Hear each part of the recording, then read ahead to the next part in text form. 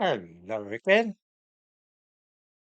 I was walking through central London at the weekend and couldn't help but notice changes seen over the last 20 years or so.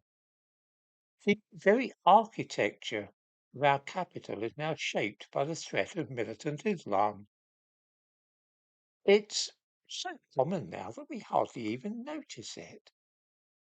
Walk across Waterloo Bridge or London Bridge, say, and observe the metal barriers which are cemented firmly into the pedestrian footpath, together with the long barriers which run the whole length of the bridges and separate pedestrians from the traffic. You can see what I mean in the thumbnail to this video. Of course, these obtrusive structures are to prevent crazed Islamists from driving up onto the pavement of bridges and seeing how many people they can run over, as has been done at various London bridges in the past. After crossing Waterloo Bridge and observing these things, I walked past the section of the Strand which runs in front of Somerset House. This has now been turned into a pedestrian precinct with cafes and benches.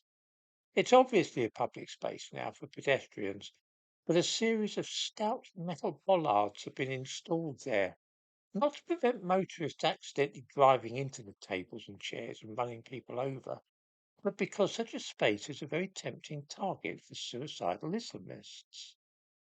The same thing has now been done at railway stations and buildings with large entrances. They're increasingly being ringed with metal posts and barriers to prevent religious maniacs from driving vehicles in and killing a lot of people. Everywhere one looks now in central London are the signs of preparation for assaults launched by irregular forces against the city. The British Museum now has a permanent structure full of security staff where bags are searched, rather like the security at an airport.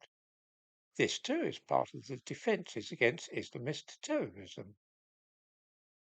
Have a look at the Houses of Parliament and Downing Street, with black-clad men carrying carbines. It never used to be like that, did it? Those using airports this summer will know all about the irritation of not being allowed to carry quantities of liquid onto a flight lest we attempt to take nitroglycerine past security to blow up a plane. I was partly prompted to think about this after walking through London, but I also read that following the riots in England, there was the usual talk of far right terrorism, something which we are constantly being assured is a growing menace.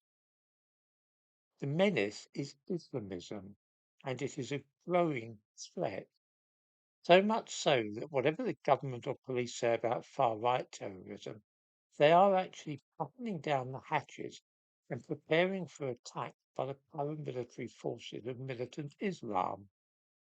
The very architecture of the city is being redesigned to cope with this deadly threat.